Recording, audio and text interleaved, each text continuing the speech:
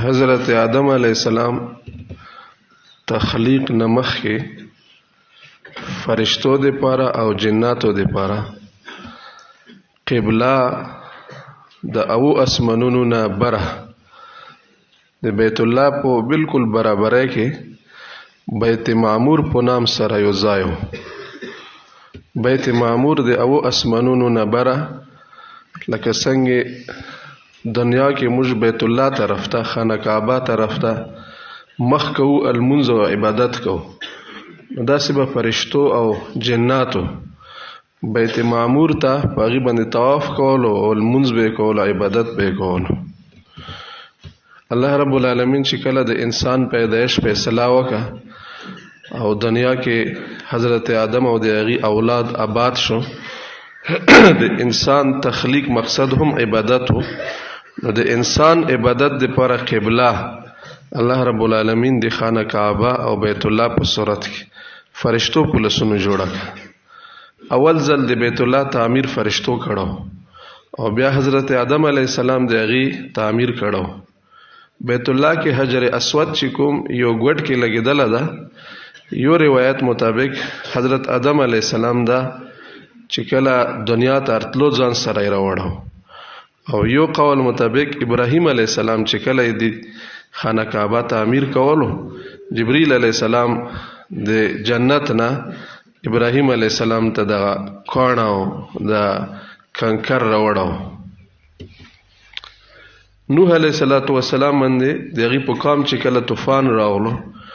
او هر څه غرق شو، ابدی منهدم شوې، نو په هغې کې بیت الله تعمیر هم ړنګ شو. بیا نوح علیه السلام نه بعد ابراهیم علیه السلام چې کله الله رب العالمین د هغې زمانه راوسته، نو خپل بچی اسماعیل علیه السلام سره الله رب العالمین طرف نه یې دغې بیت الله چې کوم بنیادونه موجود وو عمارت ړنګ و، د هغې پورته کولو بیا هغې ته حکم وشو وإذ یرفع ابراهیم القواعد من البیت و اسماعیل. بیا هغې نه بعد قریشو دی بیت الله باندې وقتاً فوقتاً حالات ارتلو، نو قریشو یې دی تعمیر کړو. ابراهیم علیه السلام چې کوم تعمیر کړو د هغې نه قریشو لاندې تبدیلی کړې وه، ځکه ابراهیم علیه السلام په بنا کې تعمیر کې د بیت الله 2 دروازې وې او قریشو یوه دروازه جوړه کړه، او دویم بیت الله د هغې یو طرف کې لږ غندې حصه حتیم چې ویې ته ویلی شي، دا ابراهیم علیه السلام په بنا کې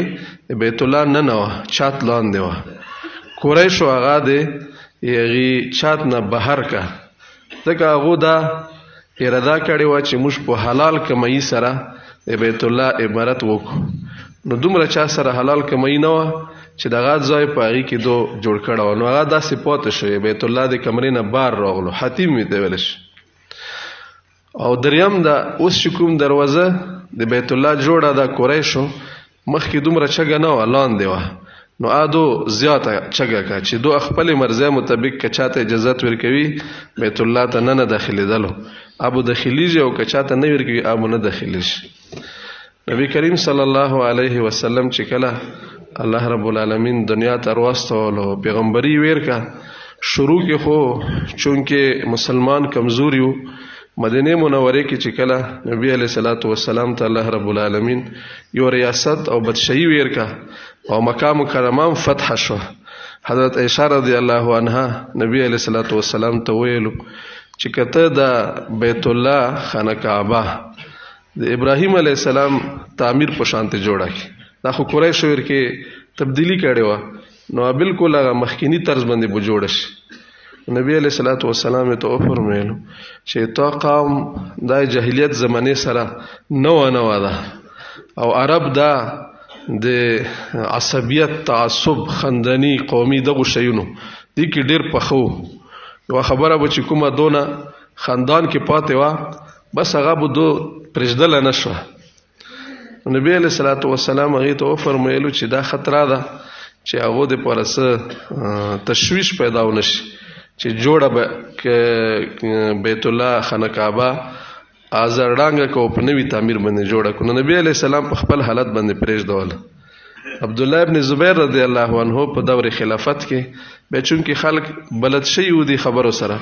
نو هغه دا خانه کعبه بیا د ابراهیم علی السلام تعمیر په طرز باندې بیا جوړه دوی دروازې کې ولګولې او دا حتیم یارګاټ کویت حجاج ابن یوسف چې کله راغلو نو هغه بیا د بیت الله مخکینی د قریشو چې کوم تعمیر وو هغه ته بدالک هارون رشید رحمه الله په بدشاه کې هغه دا اراده و چې زه بیا د خانه کعبه د ابراهیم علی السلام ترس تر واړم امام مالک رحمه الله د هغه وخت مشهور فقيه عظیم محدث هغه سره مشوره وکړو هغه جواب ورکو چې ته بیا د خانه کعبه مخکینی تعمیر سره جوړولو حاجت نشته ده ځکه چې دوا تعمیرونه چلیږي روان دي اوس هر یو خپل ترجیحات لري څوک به چې ابراهیم علی السلام په طرز باندې جوړاو څوک به چې نه نبی علی السلام چې په خپل حیات کې څنګه پرېزدل د پاغي ترس ټیک ده نو بس هر بادشاہ ورسی او هغه د خپل طبيعت مطابق بو بیت الله ډنګوي جوړوي نو یو کې لونه بو جوړش نو هارون رشید رحمه الله بیا امام مالک رحمه الله دغه اراده نه منع کو نو اوسم چې کوم بیت الله او خانه کعبه ده د هغه د قریش طرز تعمیر باندې جوړه ده دی بیت الله سره مشتاس یو ډیر اهم عبادت فریضه حج تړلې ده عبادتو کې لکه څنګه المنز روزه زکات اهم دي حج هم دغه سه محکمه فریضه ده قرآن مجید کې الله رب العالمین فرمایي تاسو الله دې پوره حجم ادا کې او عمرام ادا کې او چې چاته الله واسور کړی دی هغه باندې الله رب العالمین طرف نه حج فرض ده ولله علی الناس حج البيت من استطاع الیه سبیلا نبی کریم صلی الله علیه وسلم ارشاد مبارک ده چې څوک وس لري او حج ادا نه کی نو د هغه يهودي یا نصراني مړ کېدلو باندې څه پروا نشي کېدل چې دا يهودي مړ شو که نصراني مړ شو ځکه دا د مسلمان یو شعار ده او یو عظیمه فریضه ده غټه عبادت الله رب العالمین د حج په ادایګۍ کې ډیر زیات برکات او فائدې مشي دي نبی کریم صلی الله علیه وسلم ارشاد مبارک ده چې څوک حج وکي او پاغي کې ګناه کار نه وکي نافرمانی نه وکي نو حج نه داسې ارو پس کیږي لکه یو سړی د مور خېټې نه پیدا وي نو اول لزه په کوم پیدا او بچاوي هیڅ ګناه نه وی کړه بالکل صاف سوترا وي داسې د حج فریضه چې څوک ادا کی ګناهونو نه الله رب العالمین داسې صفا کی او چاته الله رب العالمین واسور کړی وي هغه په عمر کې به یو ځل حج کوي عمر کې یو ځل حج کول دا فرض ده هغه نه علاوه که څوک نفلی حج کوي ډیر هم کول شي عمره که څوک کوي هم کول شي د حج دغه حکم په دې کې یو اهم شاید ابراهیم علیه السلام یو تاریخي یادګارونه هغه ځکه پرته دي چې کله حجی د بیت الله طواف وکي طواف نه بعد بیا مقام ابراهیم سره دوه رکعات نفل کوي دا ابراهیم علیه السلام د بیت الله جوړولو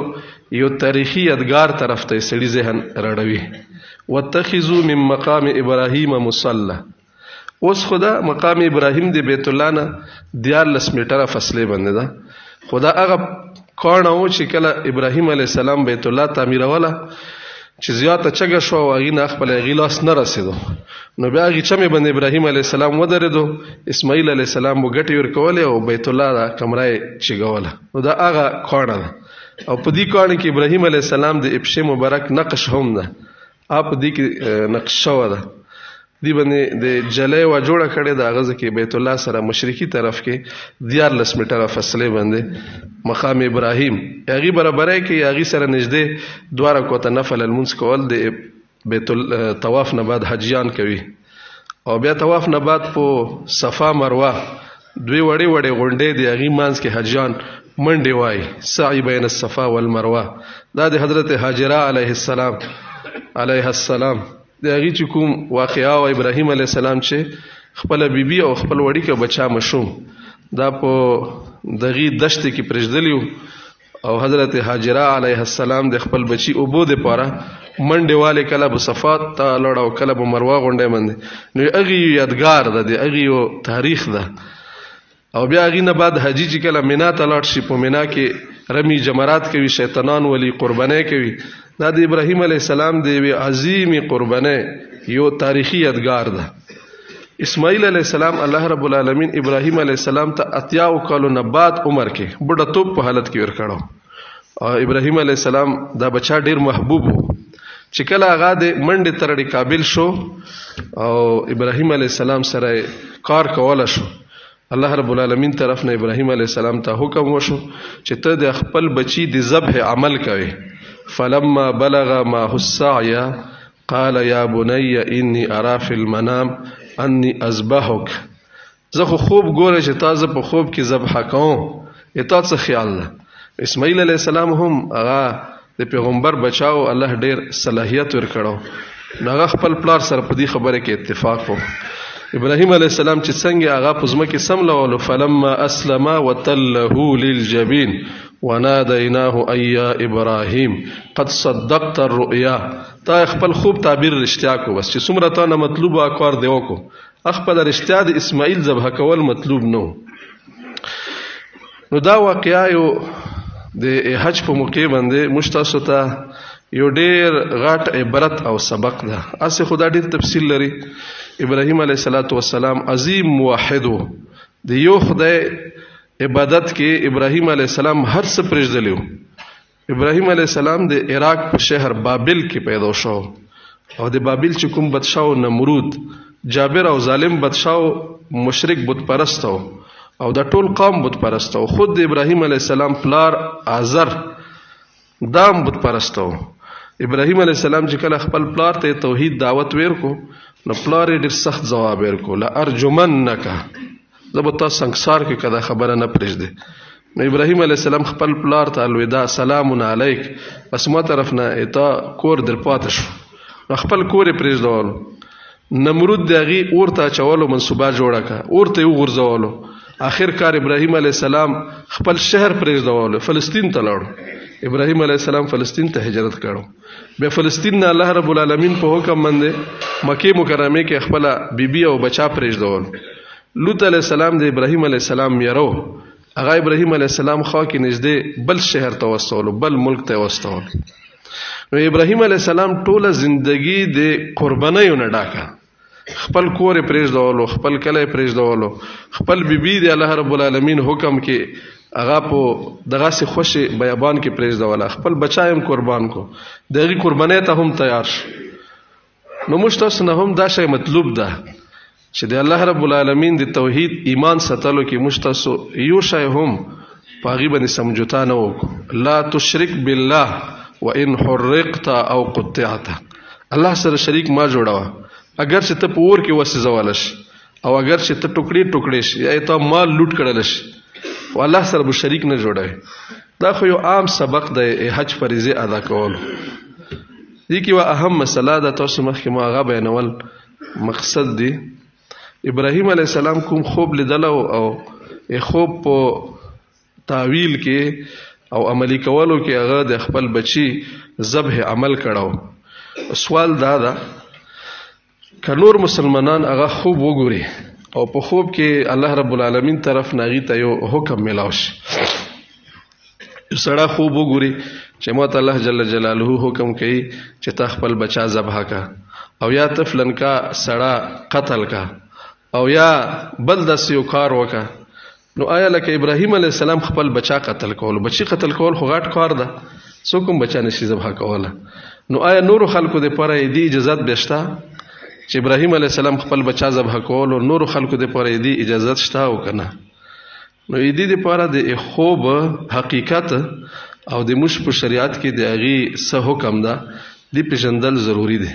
خصوصا کوم خلک چې هغه تصوف سره متعلق دي د خپل ځان اصلاح کولو په باب کې اوراد او مشاغل او ذکر او اذکار مراقبات دا شیونه چې کوم خلک کوي هغه ته خوب معاملات ډیر پیش کیږي خوبونه ډیر ګوري باس خلک خوبونو کې داسې ورک شي چې ذکر ونه پاتې وي خوبونو پسې سار وي او ځنه خدای چې هغه خوبونو کتلو د پاره وظیفې غواړي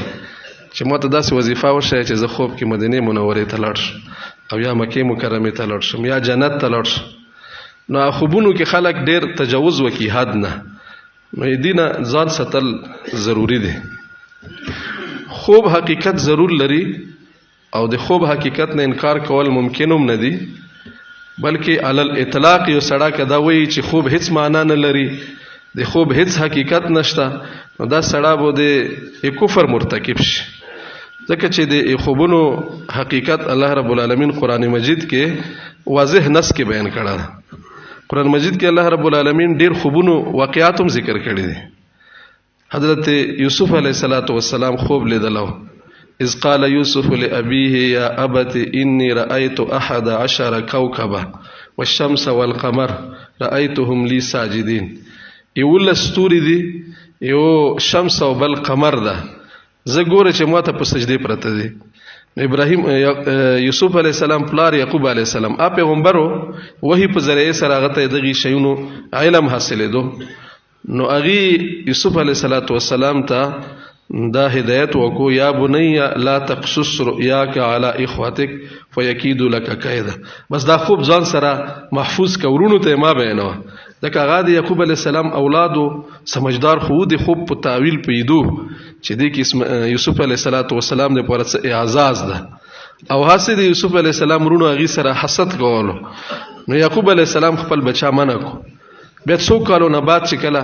مانس کې یوسف علیه السلام سره واقعیا پیښ شو او کوی ته ورزیدو، بیا مصر ته لاړو، مصر کې بادشاه شو. چې کله یوسف علیه السلام ټول ورونه والدین مصر تراغلو او دا بادشاه په تخت ناستو. ورفع ابويه على العرش وخروا له سجدا وقال يا ابت هذا تأويل رؤياي من قبل. نو ټول ورونو د سجدا ولګولې ساروي ته ټیټ کو. نو یوسف علیه السلام خپل پلار ته چې هاذا تأویل رؤیایا من قبل، دا مخ کې چې ما کوم خوب لیدل او یو لستوري او دوا شمس او قمر ماته سجدا کوله، دا هغه خوب معنا ده. نو معنا هم وروته او خوب هم سي یوسف علیه السلام کتلو. الله رب العالمین قران کې دغه ذکر هم کړه. یوسف علیه السلام چې کله دوی زنانا سره کوم شي واقعا راغله او هغه په پاداش کې هغه جیل ته داخل شو. نو جیل کې دوا کسان د سره ملګری شي. ودخل معه السجن فتيان، ادوو کسانو جیل کې خوب ولیدو. قال احدهما اني اراني آسر خمره، یو جلی دا خوب لیدل او چې زه انګورونه شراب جوړوم. وقال الاخر اني اراني ان احمل فوق راسي خبزا تاكل الطير منه، چې ما سار باندې د روټي وا پچه مروانه کړی دا او پوسنه مرغی دی غنه مړې او چتوي. نو د دوه جلیانو یوسف علیه السلام ته ویلو چې ته مشته دغه خوب تعویل وکړه، معنا یې وکړه. یوسف علیه السلام ته ویلو چې زه تاسو ته د خوب ته معنا درکوم، خو یمه یو خبره به منه، توحید دعوت ورکو اول، او دا یو ته ویلو چې د خوبونو معنا مو ته غشي چې د کوم چا دعوت تاسو ته مو درکو. نو به دوړو ته خوب تعبیر ورکو. دا تعبیر ورکو چې یو کاس به تاسو کې هغه به د خپل مالک د خپل چې کوم هغه مولا ده دغه خدمت بو بیا کوي، هغه ته شرابونه جوړوي. اما احدهما فيسقي ربه خمرا واما الاخر فيسلب. او دویم چې کوم خوب چاله دله د هغه په پنځه کیږي مړیږي. دواړو کسانو ته خوب تعبیر ورکو او بالکل دغه سمانه یو وتله. ایو جلی خلاص شو، خپل مالک ته ورغلو. دویم جلی هغه ته پنځه ملاو شو. نو دا هم دوه کسانو خوب لیدلو. یوسف علیه السلام دغه خوب تعویل او تعبیر معنا ورکا او بالکل هغه سه معنا صحیح وتله. عزیز مصر د مصر بادشاہ چې کوم یوسف علیه السلام جیل ته چولو، هغه هم یو خوب لیدلو. وقال الملك اني ارى 7 بقرات سمان ياكلهن 7 عجاف. دا سه خوب ګوري چې او فربا او تندرست سربي غاوي دي، او کمزوري غاوي راشي دغه سربي غاوي اخري. او دویم دا چې د غنم ویجی وی ډیر شنه سرسبز او نور ویجی راشي په هغه باندې ارتو شي هغه خراب کی. نو خپل چې کوم دی هغه نجومیان او کاهنان او غیر جمع کو چې تاسو ماته دی خوب تعبیر راکې پریشان خوب دی پاره. هغه ته خوب تعبیر زدانو. نو لاند جواب ورکو قالوا ادغاث احلام. دا خو د اسی خیالي خوبونه ګوره. بادشاہ صاحب خلک چې پښو چې خوب ګوري نو میځه کې ګوري، ځکه چې هغه خیال کې دغه میځه کې بل شي نه ګوري. نو بس ته دا خیالي خوبونه دي کله غاوي ګوري کله غنم پټي ګوري. بادشاہ خو هغه په دې باندې قانع نشو. اكوم جلی ته چې یوسف علی السلام تعبیر ور کړو هغه خو ویلو چې دا خو خوب دا او د خوب تعبیر خو کاهنانو نه کویر. نو بادشاہ ته ویل چې زه ته دې خوب تعبیر راړه. په منډه لاړ یوسف علی السلام ته جیل ته راغی چې جیل ملګریا ما خو خوب موږ بادشاہ خوب لیدل ده هغه تعبیر راک. یوسف علی السلام هغه تم تعبیر ورکو چې تاسو به او کاله مسلسل ډېر زبردست کاشت کوي، فصلونه به تاسو ډېر وي، او بیا چې کله تاسو فصل وشي نو هغه ته مشوره ورکا چې دغه کال فصل به تاسو ویژو کې محفوظ کې، ځکه هغه نه بعد او کاله به که حدسلی وي فصل بونه کیږي غلا بونه کیږي، او چې تاسو کومه غلا محفوظه کړی او په غیب گزارا وچلای، او بیا غینه بعد 15 کال ویا تاسو د پاره فرعونه کال وي. یوسف علیه السلام هغه ته تعبیر ورکو او هغه مطابق هغه د خوب تعبیر واضح هم شو. ابراهیم علیه السلام خوبونو ذکر د قران مجید کې، نورم د قران مجید کې خوبونو تذکرہ شته، لہذا دین انکار کول ممکن نه دی چې یو سړی دا وایي چې خوب هیڅ معنا نه لري، خوب هیڅ حیثیت نه لري، خوب هیڅ شای نه ده، داسې ممکن دا ټیک نه ده، ځکه د قران مجید نه انکار ده. د قران مجید وی خبر نشړه منکر شي نو هغه د اسلام نه خارج کیږي. خوبونو حقیقت شته، خوبونو معنام شته، او د خوبونو شرعي حکم هم شته. موږ د پاره حکم څه ده؟ یو سړی خوب وګوري نو دا به څه کوي؟ ځکه چې د خوب خو تعویل مختلف کېدل شي، معنی مختلف کېدل شي. د خوب عام طور باندې اوله مسله دا ده چې نبی کوم خوب ګوري د نبی خوب وحی وي، د نبی خوب شریعت وي، یعنی لکه څنګه الله دی وحی په ذریعه سره نبی ته حکم وکي او هغه خلکو ته حکم وکي، خلک باغی باندې عمل کوي. داسې نبی ته که په خوب کې وا خبره القا شو، الله رب العالمین طرف نه حکم تراغلو چې ته خپل امت ته وایي چې داسې کوي، نو هغه غو د پوره شریعت ده، هغه به دی باندې عمل کوي او دا حجت ده، دلیل ده، وحی نه غټ دلیل خو بل نشته ده. خو د نبی نه علاوه نور چې څومره خلک دي دو په حق کې خوب حجت نه ده. حجت نه کېدلو مطلب دا چې د خوب نه مخکې د شریعت چې څه حکم وو هغه شی بوي، د خوب د وجه نه یو سړی شرعي احکامو کې رد و بدل نشي کوله. مثلا د ایمو شریعت حکم دا چې مشپوشین 4 رکعاته دي، یو سړی خوب ولیدو چې خوب کې هغه ته الله یې چې ته به مشپوشین 5 رکعاته لمونځ کوي، د دې پر 5 رکعاته لمونځ کول جایز نه دي. یا یو سړی خوب کې نبی کریم صلی الله علیه وسلم زیارت وشو او نبی صلی الله علیه وسلم هغه ته حکم کوي، پیغمبر خو چې براه راست شاته حکم وکي چې دا کار وکا نو پاغي باندې هغه منل ضروری وي. خو په خوب کې کوي سړی ته پیغمبر ویلو چې دا کار وکا، ای خوب نه بعد به دا وسغي کار ته ګوري چې دا حلال ده، حرام ده، جائز ده، ناجائز ده، مستحب ده، چې خوب نه مخکې دا خبره څنګه وا ای خوب نه بعد په هغه درجه کې وي، هغه کې هیڅ قسم فرق نرسي. مثلا یو سړی خوب کې ولیدو نبی صلی الله علیه وسلم د یو سړی باره کې هغه ته حکم کوي چې د فلان کا سړی خو مرتد ده، زنديق ده، لاړ شتوره راخله هغه قتل کا. اوس نبی علیہ السلام خوب کې دته دا خبره وکړه، د دې لپاره ثباته د سړی به دا وګوري د هغه حقیقت به معلوم کی، کغه رښتیا باندې مرتد و یا خپل حکم ده یا فیصله به بادشاہ کوي،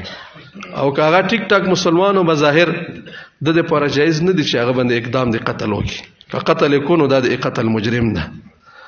یا نبی صلی الله علیه وسلم یو سړی ته په خوب کې راغلو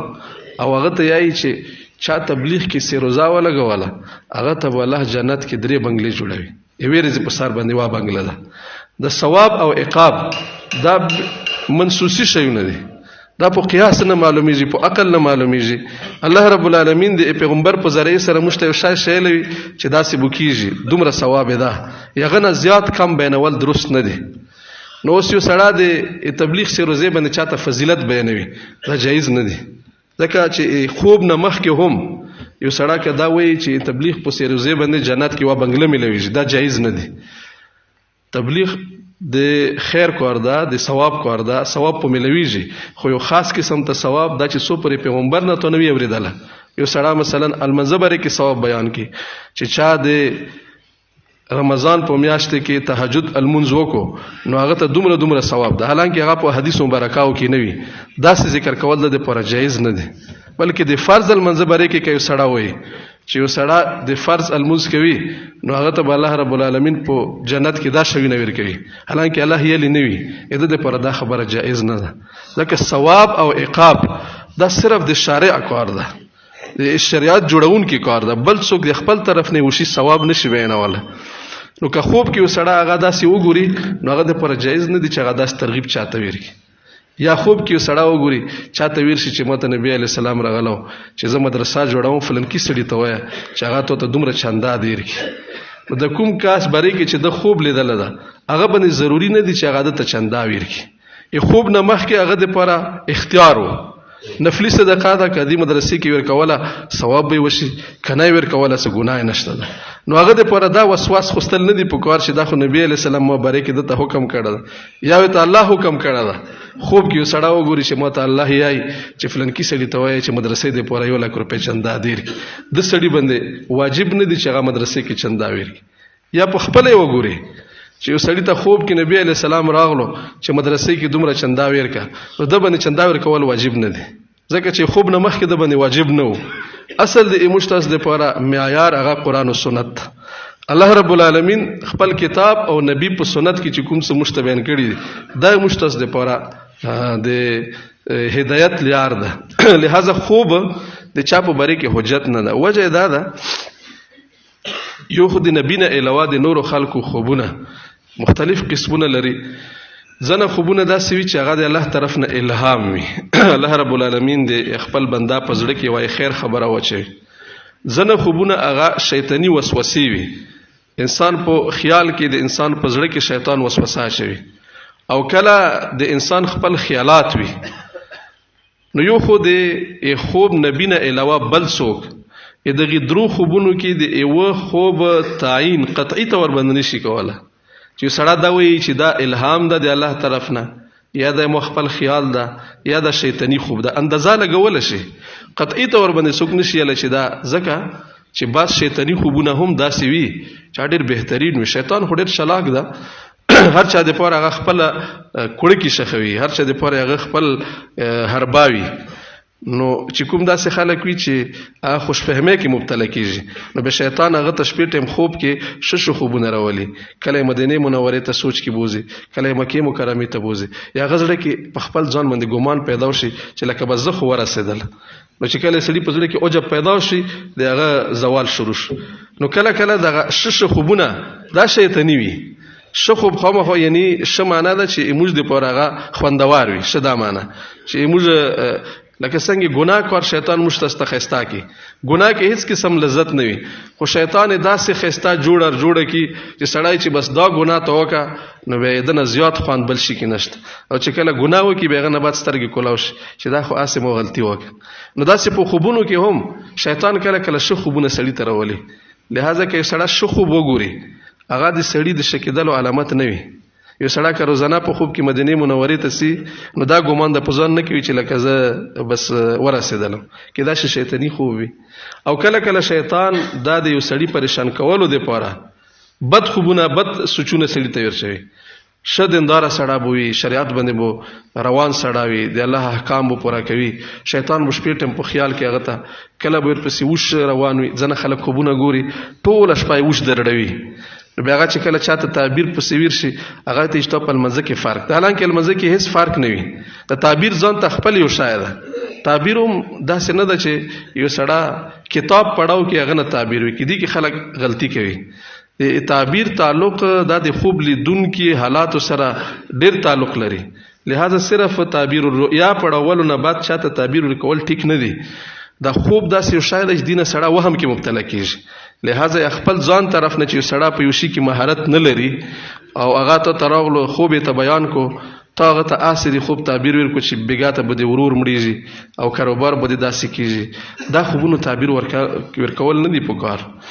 نو یو خدا چې د خوب تعبیر د خوب قسم معلومولو کې قطعي تور باندې څوک نشي اله چې دا الله طرف نه الهام ده، دا شیطانی خوب ده، اندازه لګول شي چې دا به داسې خوب وي.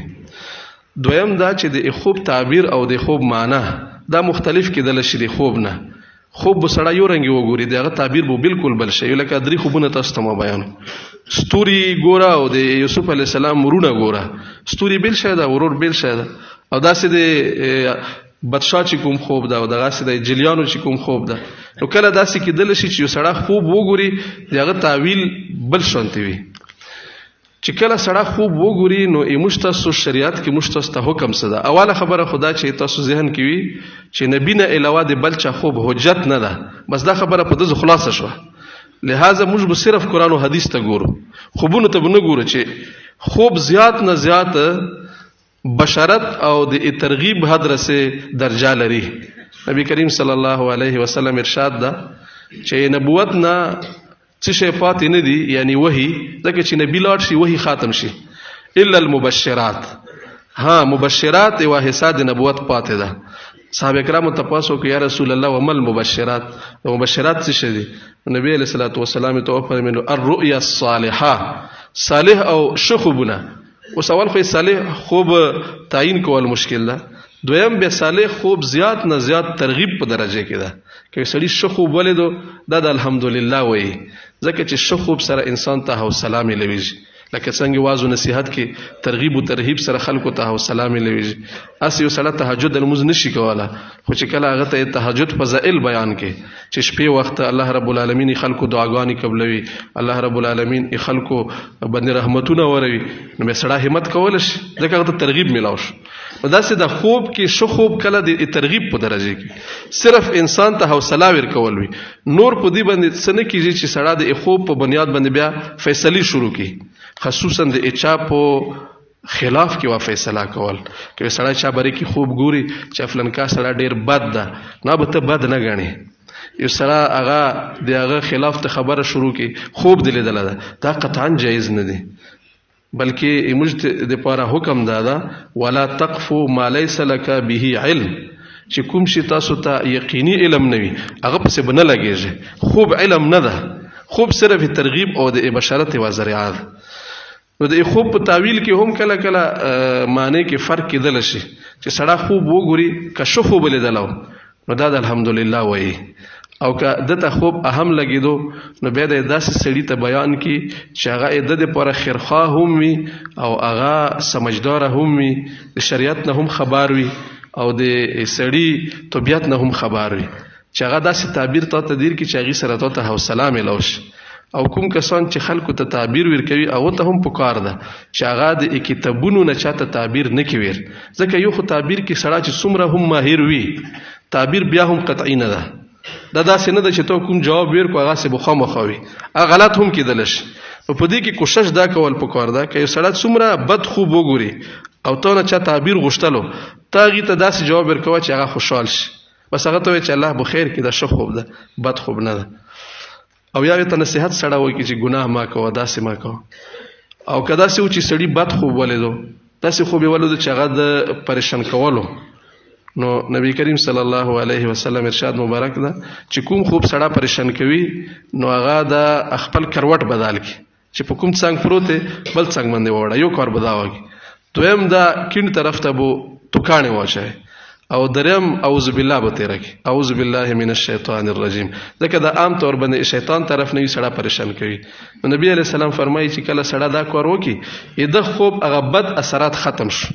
بس اته وسواس کې به ته نه مبتلا کېږي، وهم کې نه مبتلا کېږي. نو خوبونو پسې ډېر لګېږي، ما څنګه ملګری هغه خوبونو پسې داسې لګېدلی وي چې ټوله شپه خوبونه ګوري. مشتل شیخ الحدیث معز الحق صاحب رحمت الله علیه ټل مدرسې شیخ الحدیثو ډېر لوی ولی الله او الله رب العالمین ډېر علم ورکړو. هغه ته ورځي یو سړي خپل خوب بیانولو، نو ډېر ستر خوب یې ته بیان کو چې کله خوب ختم کو نو شیخ صاحب هغه ته خوب تعبیر داسې ورکو چې ته شپې کې خوبونه ګوري که خوب کوي، دا خو ټوله شپه ته خوب لیدله به د خوب کړه څه ټایم ده. نو خوب د کتلو شای نه ده، کولو شای ده. لکه خوب د پروي سړي جسمانی تکوت ختم شي، سړي ته آرام او راحت ملاو شي. چې څومره تاسو ته خوبونه نه ګوري هغومره به ښه وي، لکه چې هغومره به تاسو ذهن په سکون کې وي. دا خوب چې ګوري عام طور باندې دا ستړي خلک ګوري، ستړی شوی وي، پریشان وي، غمجان وي، اخر لر باندې پاسه نه انبار وي، نه هغه خوبونه ګوري. چې خوب نه ګوري دا ښه شی ده. نو خوب کتلو پسې وظیفو کوشش نه ده پکار چې سړی وایي چې زه خوب وګورم، بس چې خوب نه ګوري دا الله فضل ده، لکه چې تا هغه خوب چې کوم آرام چې کوم مطلب دغه ته حاصل شو. الله رب العالمین د مشته صحیح دین باندې پوهه نصیب. تاسو جوابونه مخکې ټایم کم نه دغه ځکه ملګری ناست نو هغه سره به تاسو رابطه کولی شئ.